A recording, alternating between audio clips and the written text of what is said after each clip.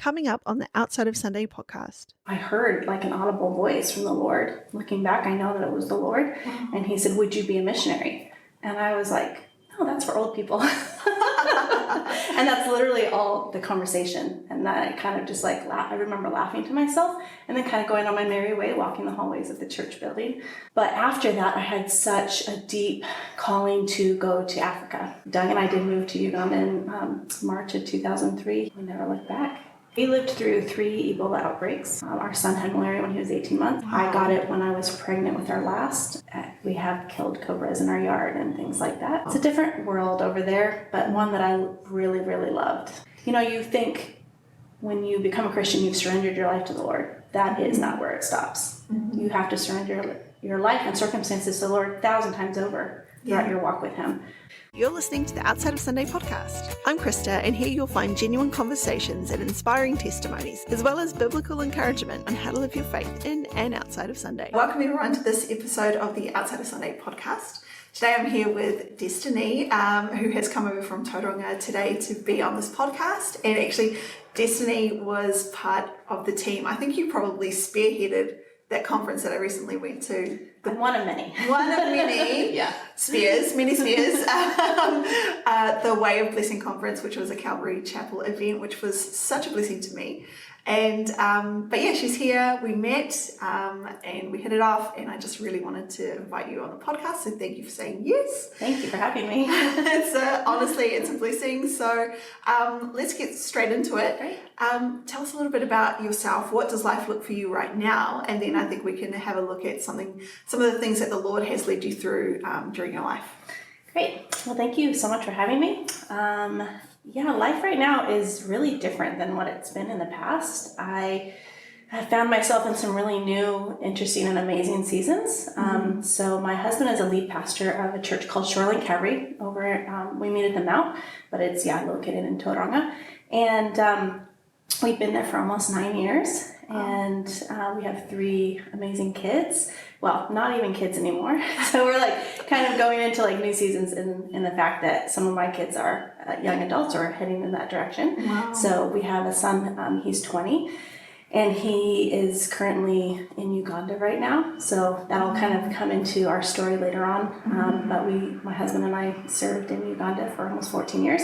And so during that time, we planted a church, and it just had its 20th anniversary, which we were able to go and celebrate. That is so special. Yeah, so we started the church when I was pregnant with our son, and now he is serving there. So it's a very big full circle moment this year. And actually, I think today or tomorrow he flies out, and he'll spend some time in the States where we're originally from, and then he'll come back here in May. And then we have a daughter who's 17, or almost 17. She'll be 17 next week. And venturing into dating, and so she's dating an amazing Christian guy right now. Hasn't been very long, but so we're kind of getting into that season of life as well. And then we have a 10-year-old daughter, and she's just like the life of the party. She's quite a firecracker, and she brings a lot of joy into our life, like our other kids do as well. So. Yeah, and I've been homeschooling off and on for almost 17 years. So our oldest is obviously graduated. Our almost 17-year-old, she'll graduate this year. So she set some goals for herself, and she'll graduate in 3rd term. And then our 10-year-old is kind of just starting all of that.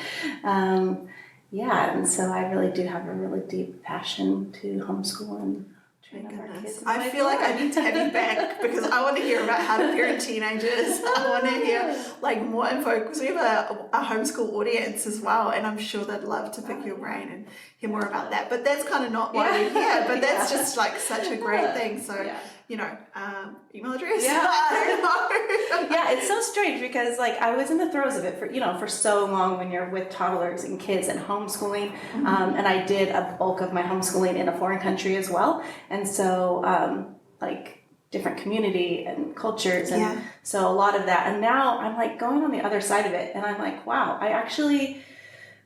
so I'm 41, and I don't actually have like a lot of friends that are like my age with kids my age, because I did have our son when I was 21.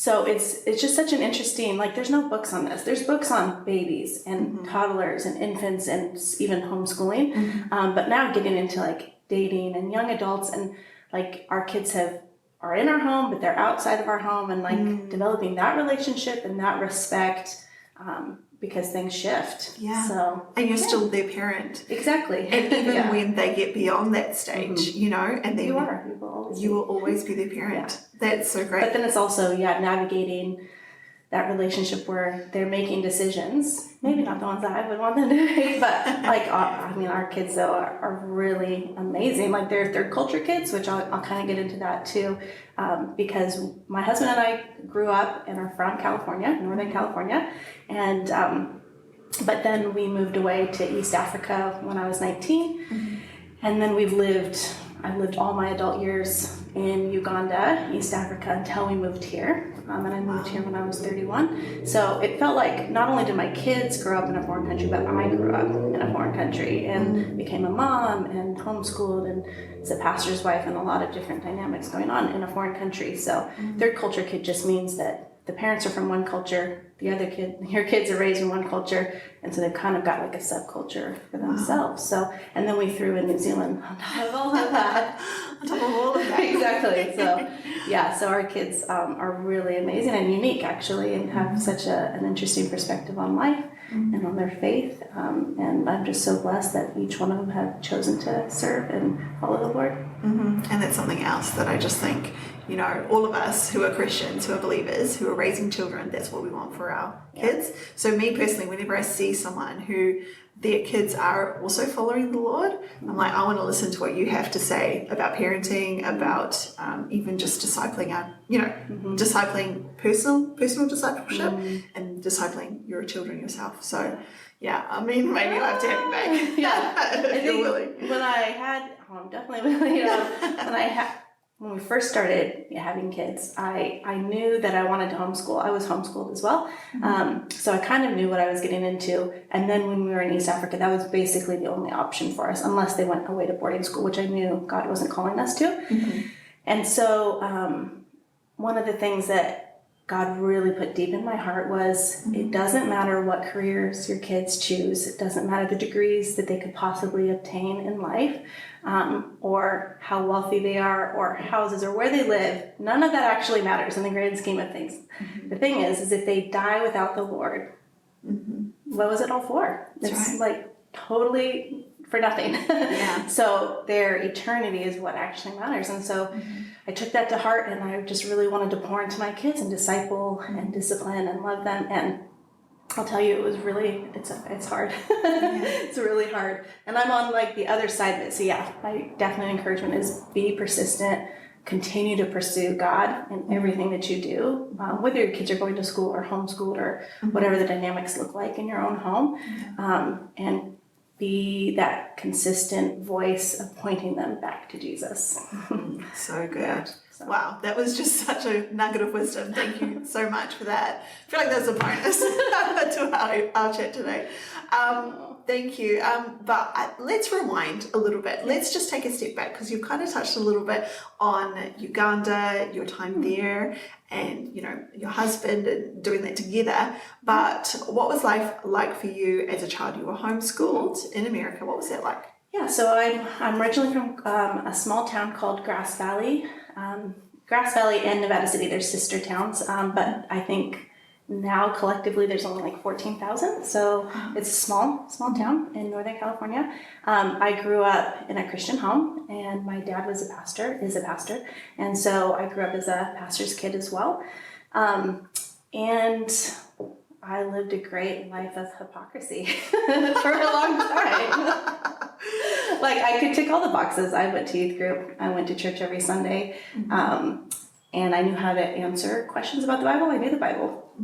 But it wasn't until I was 15 that I fully surrendered my life to the Lord. And when I was younger, though, I'll just take a step back because it kind of really bleeds into the whole journey and stories. We used to have missionaries that served in Fiji come to our church. I don't know how many times a year they would come, but they would always teach kids ministry. And when I was about 8, they came to our church and taught in the kids ministry. And afterwards, I heard like an audible voice from the Lord. Looking back, I know that it was the Lord. And he said, would you be a missionary? And I was like, no, that's for old people. And that's literally all the conversation. And then I kind of just like, I remember laughing to myself and then kind of going on my merry way, walking the hallways of the church building. And didn't really think much about that for a while. But after that, I had such a deep calling to go to Africa. And I didn't know what country within Africa, but I knew that I always wanted to go there. And then when I was 15, I remember crying out to the Lord because I was so good at ticking all those boxes and living, but really living a life of hypocrisy. It brought a lot of heartache. And I remember crying out to the Lord one day and just saying, there's got to be more. I'm broken and my heart's been broken and this cannot be all that life has. And he used that. I totally surrendered my life to the Lord. And that was in 1999 when I was 15.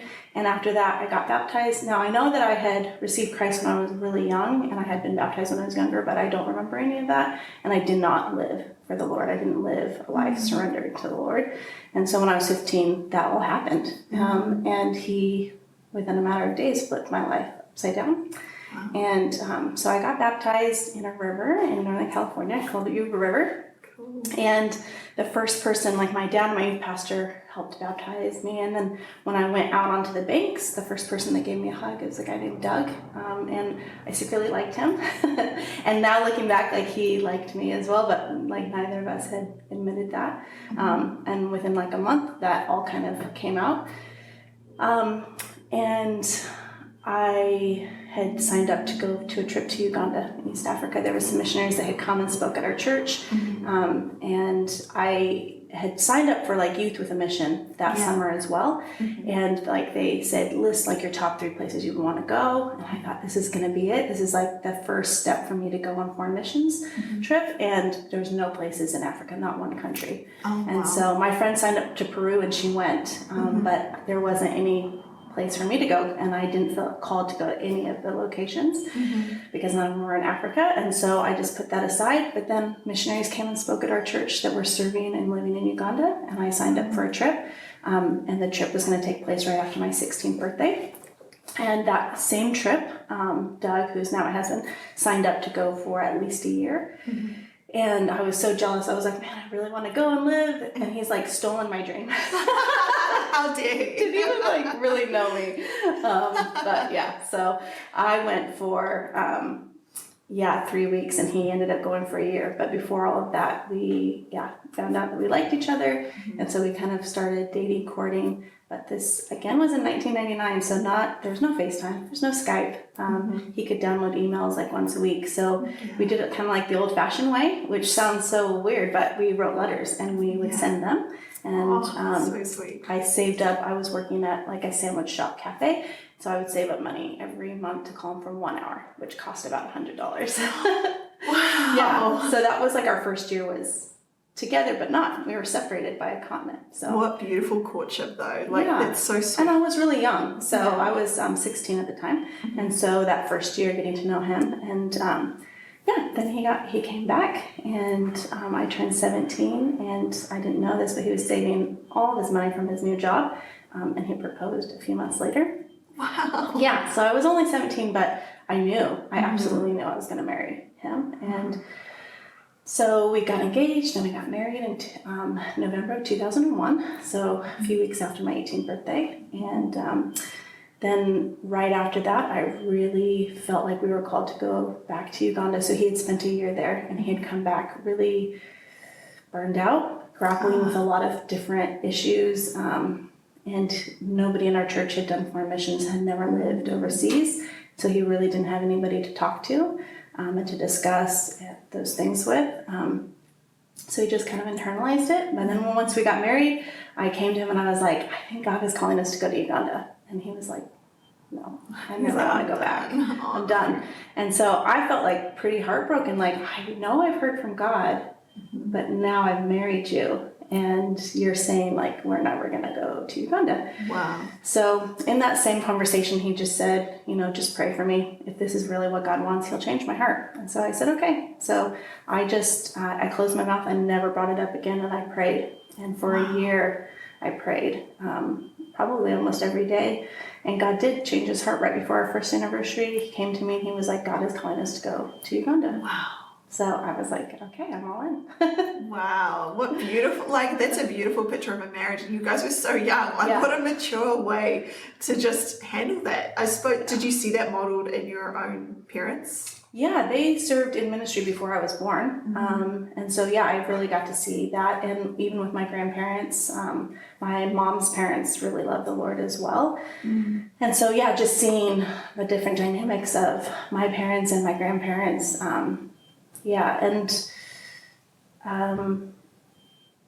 really coming, it was interesting from 15 to 18, the Lord did a lot in my heart as well and maturing me as well. And Proverbs 3, 5, and 6, which I know a lot of people know, it's trust in the Lord with all your heart, lean not on your own understanding, but in all your ways acknowledge him and he'll direct your path.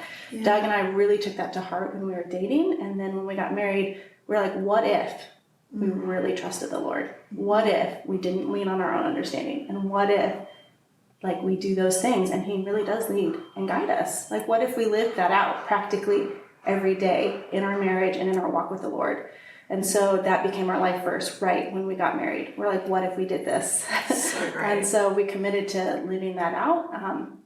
And right after I got saved, the Lord really put it on my heart, now that you've given your life to me, glorify me with your life. And so that's all I ever wanted was God, I want to glorify you with my life. And he showed me I know how best to do that. And so just let me do that, submit and surrender. And so those are key themes throughout my whole entire journey is surrender and be obedient. And I'm still learning those things today. So so Doug and I did move to Uganda in March of 2003. He was ordained. I was 19 and he was 24. Wow. And we never looked back. And we never ended up moving back to America, which we didn't know if we ever would, but we kind of thought we might. So that's been 22 years ago. Wow. Take us to Uganda. Yeah. What was it like setting foot on a different continent, a place, you'd only been there for a couple of twice. Yep. I had been there twice for a couple of weeks and Doug had lived there for a year. Yeah. And what was that feeling like, getting off the plane and knowing that you're potentially not going to be going home? Yeah, so I was 19. I was pretty naive. I'd grown up in the church, but I'd only grown up in Calvary Chapel. And so there's so many churches that have lots of different beliefs and even the world, different things.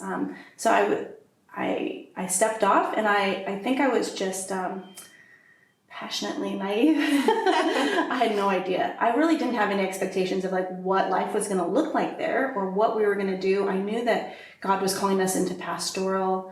I knew Doug was definitely, he'd just been ordained as a pastor and what kind of that looked like, whether we were plant a church or help another church, we didn't really quite know. We had a couple of ideas. So when Doug was there for a year, God had really actually rooted in his heart what he would be doing and calling him to.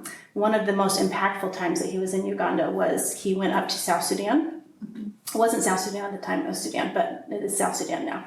And he was there and he ministered in this village, and there had been lots of missionaries there and lots of aid organizations there, and buildings had been built and wells had been dug and all of these things had happened, but it was now very, very war-torn, and all of that was dilapidated or torn down or bombed out.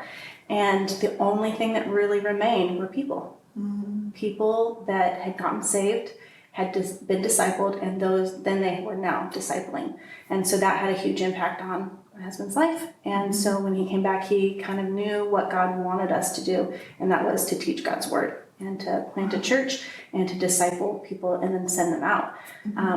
And our vision statement was teach God's word and see what he does. And that's still our vision statement for today, because God's word is so powerful and it is alive, and you don't need to add, or definitely don't take away, don't need to add, even flashy programs or anything like that, because God's word will change lives and hearts if you're faithful to teach it. And so, so that's kind of what started our journey. And so when we landed, we didn't really know what we'd do or where we'd even start or what area in Uganda we would go to.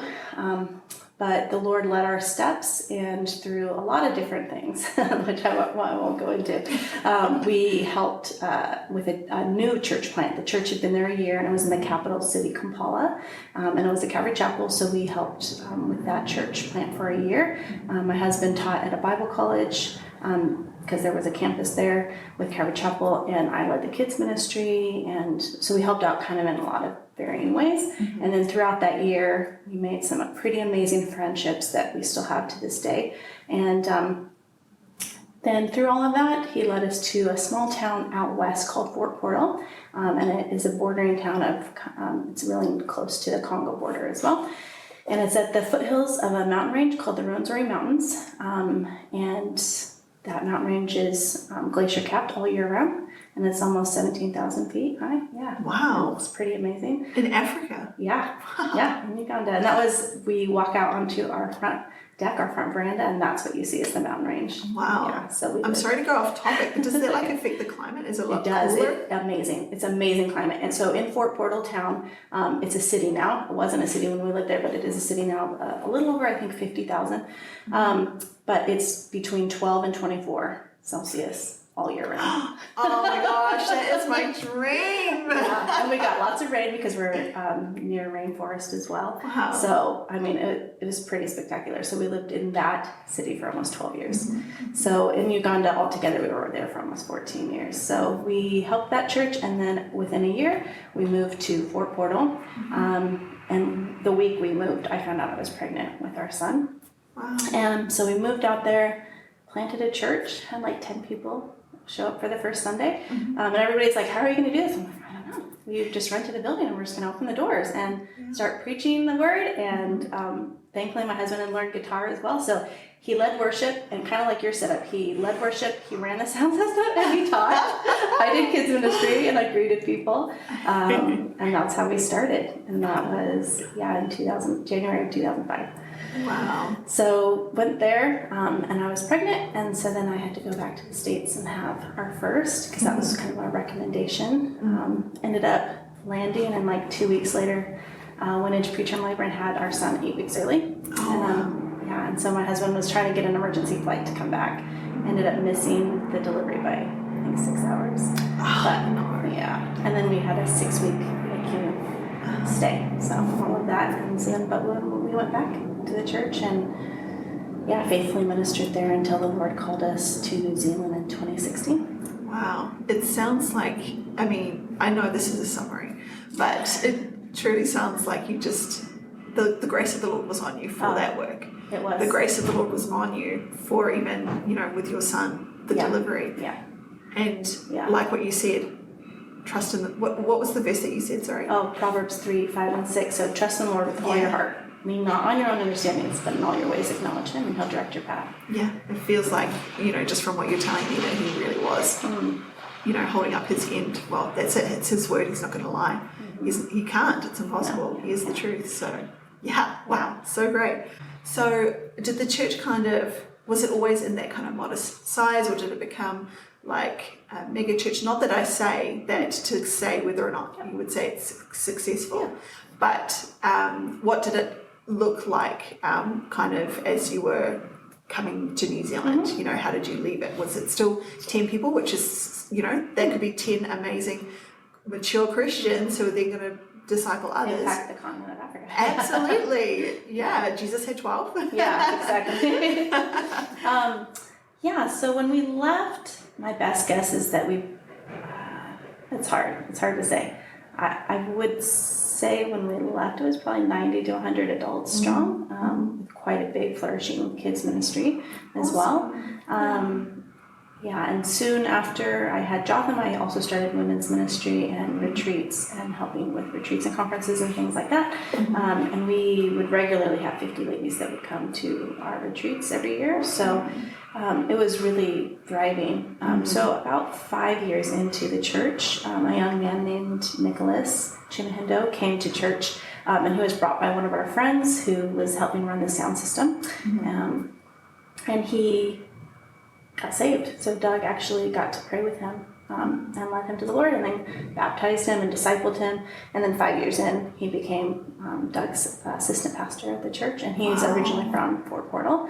And so when the Lord orchestrated and brought it about for us to move to New Zealand, well, at least the call of leaving Uganda, he was ordained as a senior pastor, and he's still the senior pastor to this day, and he's thriving and doing an amazing work. And he, Praise the Lord. Yeah, he's reaching his own people. Glory to God. Which is what we always had hoped and prayed for, was that someone would come along and we would be able to lead and raise up local leadership and leave. And that was always our goal, was to work ourselves out of the job and to leave it into local hands. I think that's for anybody, I think that's a great thing for a pastor to have that in mind, because that's it. It's not about you. No, it's not about us at all. It's about disciples, and you don't just disciple and then never give responsibility. Mm-hmm. Yeah. Anyway, that was random, off topic, but that's okay. But so this town that you were living in, so it sounds like it was quite city-ish. Yeah, so the capital city had over 3.5 million, so we lived there for a year, and I'm not from a big city, so that was a lot. Mm-hmm. And then moving out was a bit smaller. I mean, there would be seasons where we didn't have power every day, or running water. I mean, our house was brick, but kind of give you an idea, like we lived in a 4-bedroom house that was brick, but because of our skin color, because we were white, we were always targeted for theft and burglary. So we lived on a compound that had a gate and a wall. We had chains around our doors and bars on our windows and doors, and that's how we lived. And our house was broken into, thankfully not when we were there, but we also had dogs for security and a night guard and a day guard, and different life. Different life. But through all of it, God really protected us and had his hand on us. And of course there's venomous snakes, and my son and my husband are totally drawn to reptiles, and still are. So just to see God's hand of protection on that, because we have killed cobras in our yard and things like that. So it's a different world over there, but one that I really, really loved. And I loved being there. Were there any times where you were just like in a situation that was just a little bit scary, or something that the Lord just really had to intervene in? Yeah. We lived through 3 Ebola outbreaks in Uganda. One was centralized right outside of our town, and the only way to get to that one area was through our town. So Ebola is quite contagious, but you have to be around bodily fluid and things like that. That's probably a little bit TMI, but if you look up Ebola and like how it manifests and things like that, it is pretty scary, and the survival rate is really, really low.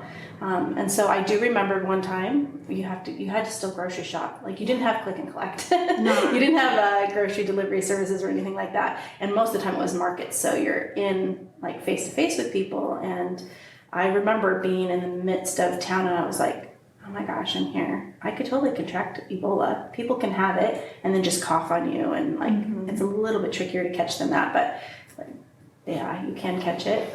And so I was like, and the survival rate is like 10%. So, and it's a horrendous, like the whole entire way you die and everything is really horrible.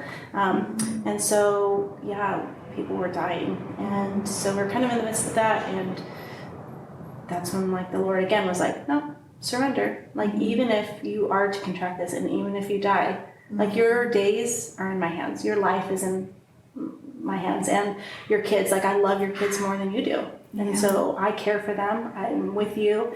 I'm going to give you wisdom. And, even if these things happen, I'm still with you. His goodness and his faithfulness, they don't hinge on your circumstances. They hinge on his character. And he's still good, even if you were to catch that. He is still faithful, even through those times, even when the storm is raging around you. He is still good, and he is still faithful. And your circumstances don't change that. So, so those times were a little bit scary.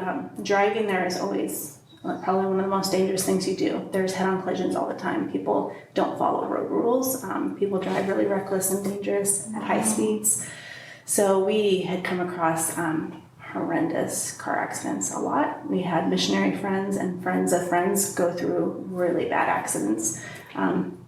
We'd been in a couple of car accidents, but thankfully never anything head on and anything at like high speed.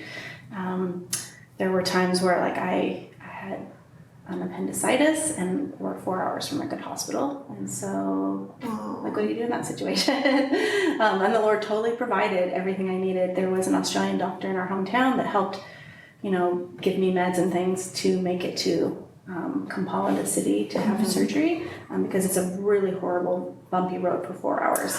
That must have been so painful. It's excruciating.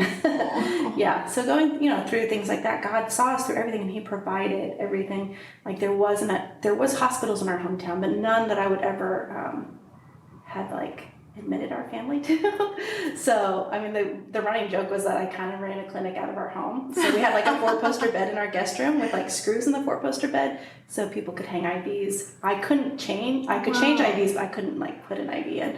But there was lots of times where we had interns and people staying in our home that I would have to get them diagnosed and then make sure that they didn't die, really, essentially, and have them nursing back to health at our home. Malaria. Our son had malaria when he was 18 months. Thankfully, our other girls didn't have it. Wow. I got it when I was pregnant with our last, and I didn't know I was pregnant. Wow. So just, living through things like that, again, it was just, you think when you become a Christian, you've surrendered your life to the Lord. That is not where it stops. Mm-hmm. You have to surrender your life and circumstances to the Lord 1,000 times over throughout your walk with Him. And it's just learning to totally live with your hands wide open to the Lord and surrender to Him at every single turn, and being obedient to that. Wow, amazing. And who killed the cobra? Did you ever kill My the cobra? husband and our day guard killed the cobra. It was 2 meters long. Yes. I had found a couple of babies in our yard, so we kind of knew that there may be a mom around. Yeah. And thankfully, I wasn't the one that found it because I actually hate reptiles. But now my kids love them, and we even have lizards and things here. So yeah, I'm okay with the lizards. Snakes, I'm still not okay with. And so when we were finding out that God was leaving us to New Zealand, I was like, oh my gosh, there are no snakes. My son cried, and he was like, "Guys, there are no snakes." And I was like crying because there are no snakes. You cried because you were sad. You were crying because you were happy, joyful. Like walking in grass and you're not having to think about snakes and things that can kill you is amazing. Amazing. Yeah. All right. I just thought I'd just give a moment for you to share, if possible, some encouragement or advice to anyone who is listening to this and their heart is on fire and they're thinking the Lord is calling them to the mission field, or perhaps they're currently in the mission field, some encouragement for those people who are perhaps in your shoes. Do it. 2 words. If the Lord is calling you to the mission field, step out in faith. He will meet you there.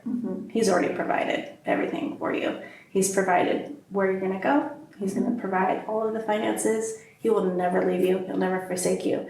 That first year being in Uganda, it was really, really hard. And I dealt with a lot of culture shock. It was so amazing that my husband had already been in Uganda a year. So everything I was facing and going through and grappling with and coping with, he had already gone through. So it was such a huge benefit and blessing that I could share with him, and he knew exactly. And at the end of that year, he said, if you could sum it up into kind of like one word, what would you sum up your year? And I was like, God is faithful. And he was. He is. You literally put your face before Him and let everything else fade away.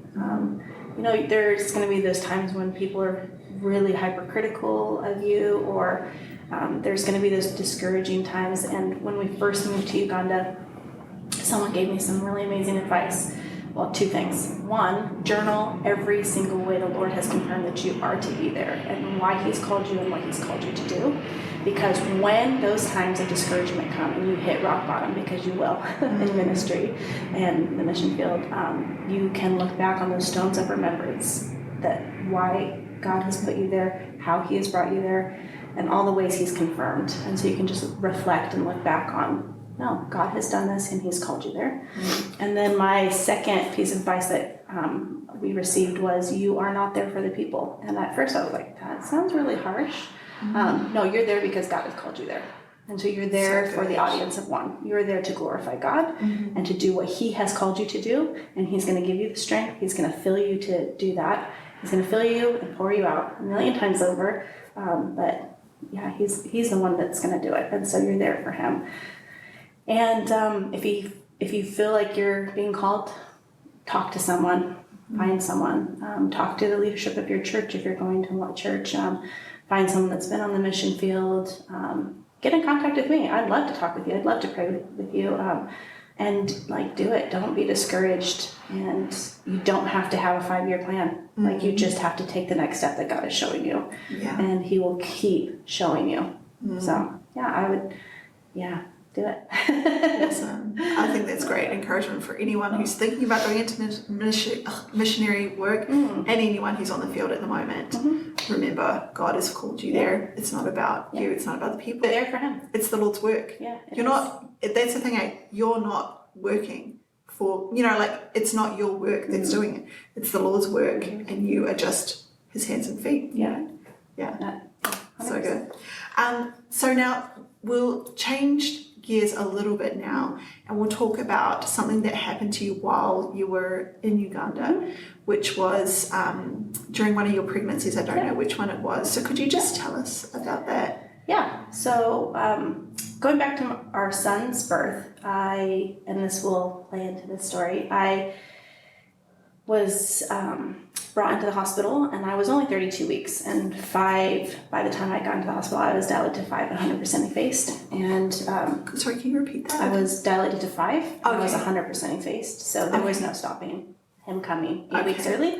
So through all of that, he was also already kind of like in the canal, feet first, so there was no Feet turning first. him. Wow. So I did have to have an emergency C-section at the end of all of that. And I was really, really heartbroken about that, because I wanted to have natural water births. And that was like, I'd done some research, and I was really like, this is really what I want to do. And then I ended up with a C-section. And pretty devastated. And then with our second, went back to the States again, because I ended up having high-risk pregnancies with a couple of different complications. And so just mediating that and doing our best to navigate that, we would always go back to the States. And so with our second pregnancy, again, had a C-section, and that was just going to be my lot in life, which I was super sad about. But again, surrendering that to the Lord, not knowing why, and just being obedient, and just so thankful that we actually could have safe C-sections and a great hospital in America that I could go to and deliver and have amazing healthy babies. So super thankful for that. And then with our third, we were starting to feel that God was calling us out of Uganda, and we had been there for over 12 years at that time. Nobody knew that we were feeling this way. We hadn't shared it with anybody. So we went to the States just to have another pregnancy, finish out, and delivery in a hospital with a C-section. And leading up to that, I had just my first pregnancy checkup in the States. And my GP was like, I know that you don't get normal checkups, like yearly checkups in Uganda. Can I just do like a couple of extra things? And like one of them was a manual breast exam. And I was like, sure. Yeah, totally fine. I'd been doing breast exams, so I really didn't have any problems with that or fears linked to that. And then during that, she found a lump in my left side, and I was almost 36 weeks pregnant at that time. So I think hit 34 and a half weeks at that time. So she found a sizable lump actually in my left side, and that I had not felt myself. Coming up next week on the Outside of Sunday podcast. We were at a shop getting ice cream for our kids, literally ready to swipe my FPOS card, and we got a call from her, and she said, I really need you to find a quiet place and sit down. In the front of a grocery store. So I find a place where there's an empty till, and she just said, I'm really sorry, but you have cancer. And I was like, I'm sorry, what did you say? And it is exactly like the movies. It was like everything went fuzzy around me, and like I couldn't even hear her. So I'm standing there, and all of a sudden I just look down, and I have this huge pregnant belly in front of me that is just covered in tears. I was crying, and trying to like focus and listen to her. And my husband sees me and he comes over and like holds me aside. So I finish up my conversation with her and I like couldn't talk. Thanks again for listening to this episode of the Outside of Sunday podcast. We have some exciting news. We're starting a monthly giveaway for our Outsider community. And all you have to do is let us know your favorite moment from this episode. Any thoughts that you had, a Bible verse that might have come to mind, a personal experience that you can relate to from this episode. And you will automatically go in the draw for this monthly giveaway. See, we want you to be a part of this podcast too. Please let us know your thoughts and insights in the comments. And you never know, your comment could be included in a future episode of this podcast or you could be our monthly winner. Thank you so much for your support of this ministry. And don't forget to let somebody you know about this podcast. Outside of Sunday is part of the Outsider Network and is made with the help of Inspirational Media.